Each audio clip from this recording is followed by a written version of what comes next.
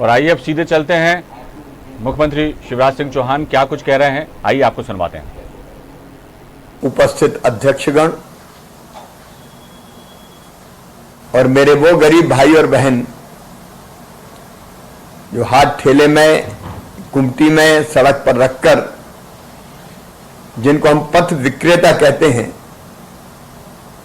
सामान बेचकर, छोटी मोटी दुकान और गुमटी चलाकर काम धंधा और व्यवसाय करते हैं, ऐसे मेरे सभी प्रिय बहनों भाइयों, आज मुझे बताती हूं खुशी है कि हमारे सभी नगर निगम, नगर पालिका और नगर पंचायतों में कई दिनों से काम रुके पड़े हैं। कई ऐसे काम होते हैं कि जिनके लिए तत्काल अनटाइड फंड की जरूरत होती है। अभी बरसात भी आ गई है। वैसे तो मानसून 20 को आना था, लेकिन निसर्ग तूफान की वजह से पूरे प्रदेश में कई जगह धुआंधार बरसात हुई है। उसके कारण परेशानियां भी हुई है। अब कई नगरीय निकाय में ऐसे कई छोटे छोटे काम हैं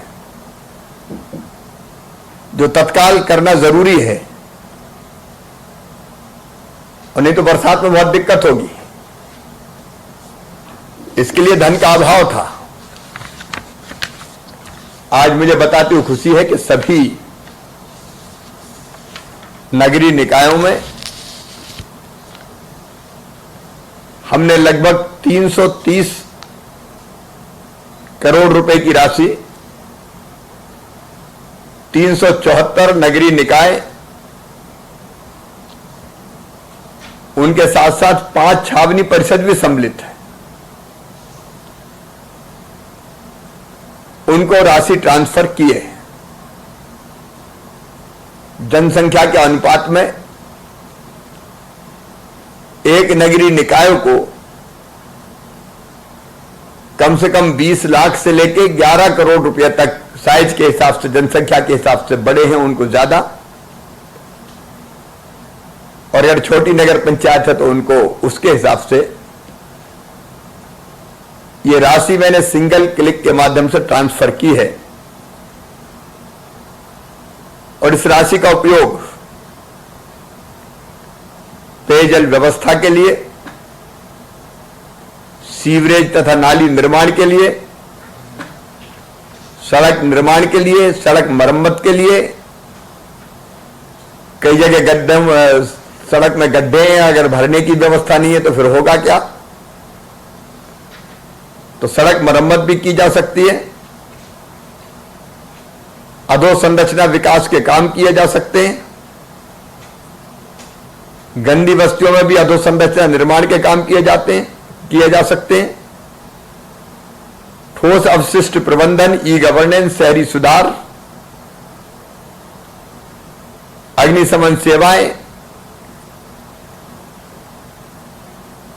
अनेकों काम ऐसे थे जिनकी जरूरत थी। अब इस राशि से आप तात्कालिक ये काम संपन्न कर पाएंगे। पिछले कुछ दिन पहले ही हमने ग्राम पंचायतों को, सभी 22,800 ग्राम पंचायतों को 1555 करोड़ की राशि दी थी, ताकि ग्राम पंचायतों में विकास के काम हो सके। और आज नगरीय निकायों के खाते में यह पैसा गया है। आप सब जानते हैं कोविड का संकट है, कोरोना से हम सब लोग लड़ाई लड़ रहे हैं, और ये लड़ाई लंबी चलने वाली है।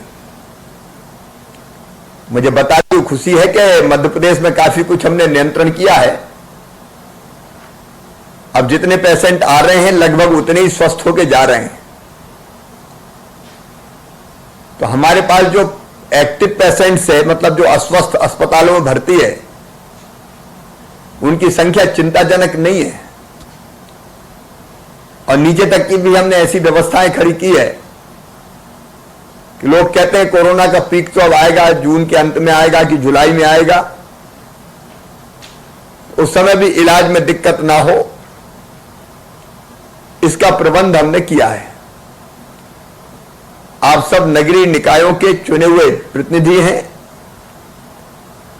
मेयर, नगर पालिका अध्यक्ष, नगर पंचायत अध्यक्ष, मैं आप सबसे आग्रह करना चाहता हूं, कोरोना की कोई दवाई नहीं है, कोई वैक्सीन नहीं है। एक ही दवाई है,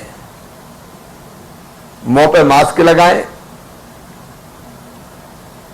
जब घरों के बाहर निकलें तो आपस में ना मिलें, दूरी रखें 6 फीट की, 2 गज की,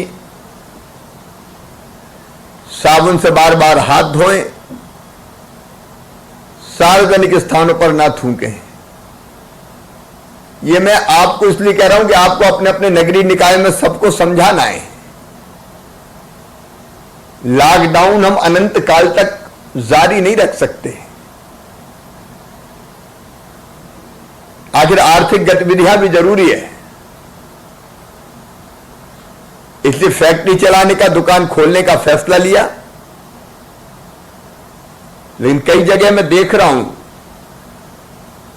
भारी भीड़ उमड़ पड़ती है, और भीड़ इस स्वरूप में इकट्ठी होती है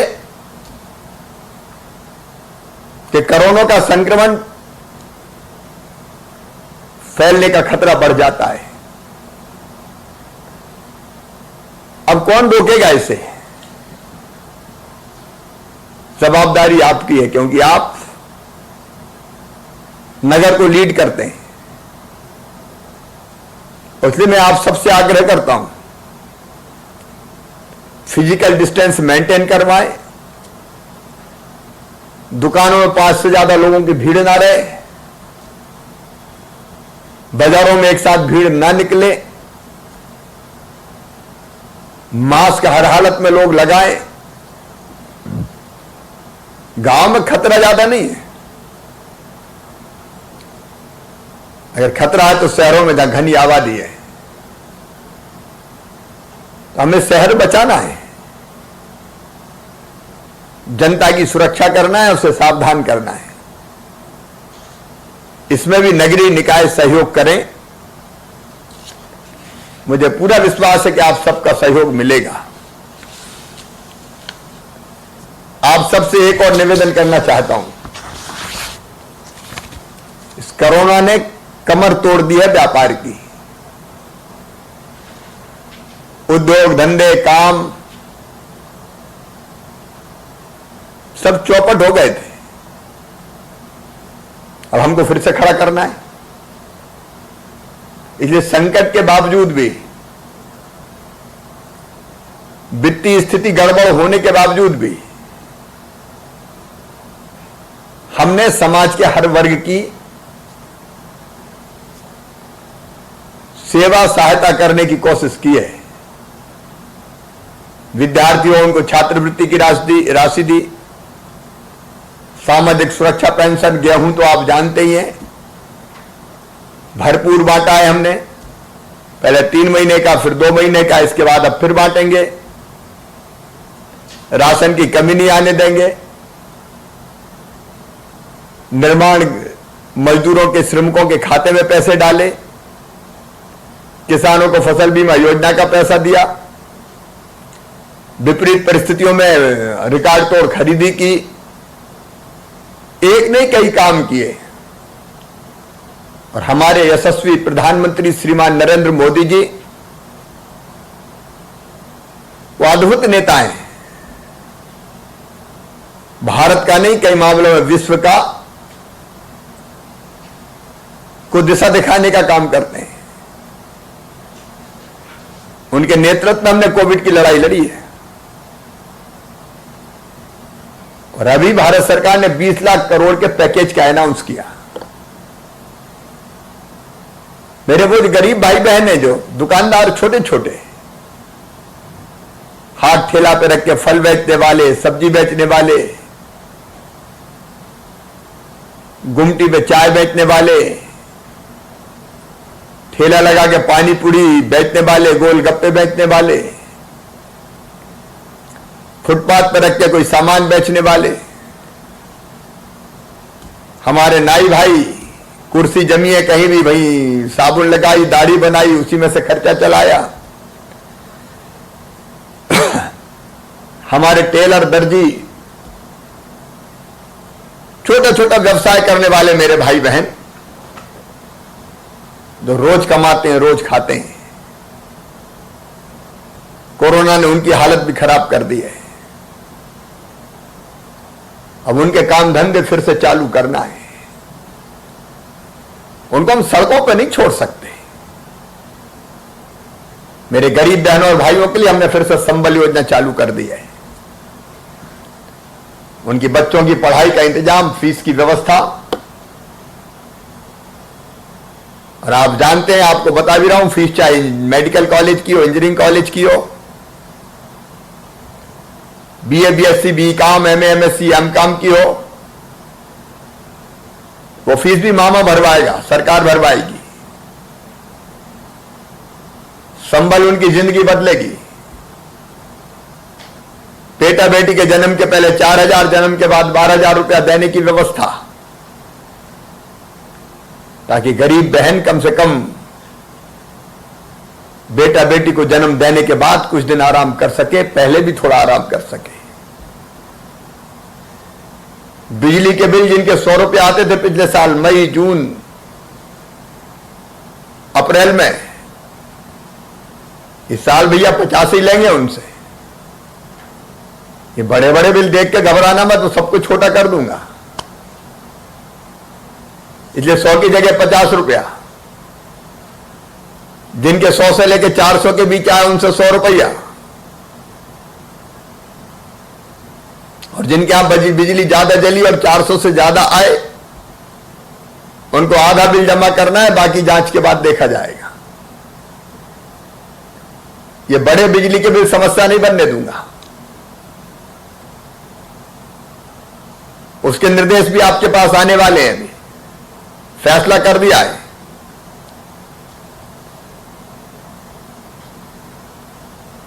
इस बार कोविड के कारण बेटियों की शादी नहीं हुई, लेकिन इस योजना में बेटियों की शादी की व्यवस्था। एक्सीडेंट में मौत हो जाए तो 4 लाख, सामान्य मृत्यु पर 2 लाख, अंतिम संस्कार के लिए 5,000। ये संबल योजना बंद कर दी थी, फिर से चालू की, ताकि गरीबों को सहारा मिले, ताकत मिले, संबल मिले। संबल गरीबों का बल है। ये पोर्टल प्रारंभ हो रहा है। सारे पथ व्यवसायी जिनका मैंने नाम लिया, छोटी गुमटी में, हाथ ठेले पे, सड़क पे रहकर व्यापार करने वाले, उनका पंजीयन किया जाएगा, रजिस्ट्रेशन किया जाएगा। यह रजिस्ट्रेशन का कार्य, पंजीयन का कार्य हमारा नगरीय विकास और आवास विभाग के सभी कार्यालयों में भी होगा, और एमपी ऑनलाइन के कियोस्क के माध्यम से भी किया जाएगा। अब मेरा आप सबसे निवेदन है, और आपके माध्यम से मेरे सभी पथ व्यवसायियों से, छोटे छोटे व्यवसायियों से आग्रह है कि वो अपना पंजीयन करवाएं। बैंकों से टाई अप हो गया है। बिना गारंटी की ये राशि आपके व्यवसाय को प्रारंभ करने के लिए दी जाएगी, और जैसा मैंने बताया, इसका ब्याज आपको नहीं देना पड़ेगा। मेरे प्रिय बहनों और भाइयों, संकट के समय यह राशि आपके लिए संजीवनी सिद्ध होगी, और इससे अपने ठप्प पड़े बिजनेस और व्यवसाय को आप पुनः प्रारंभ कर सकेंगे। जिंदगी की गाड़ी पटरी पे आएगी।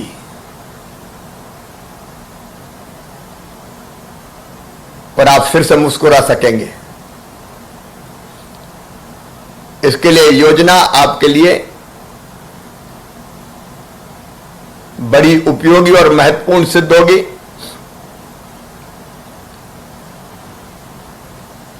मेरा पूरा विश्वास है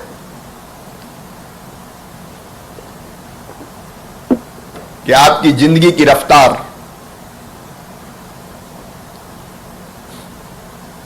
फिर से आपकी जिंदगी रफ्तार पकड़ सकेगी।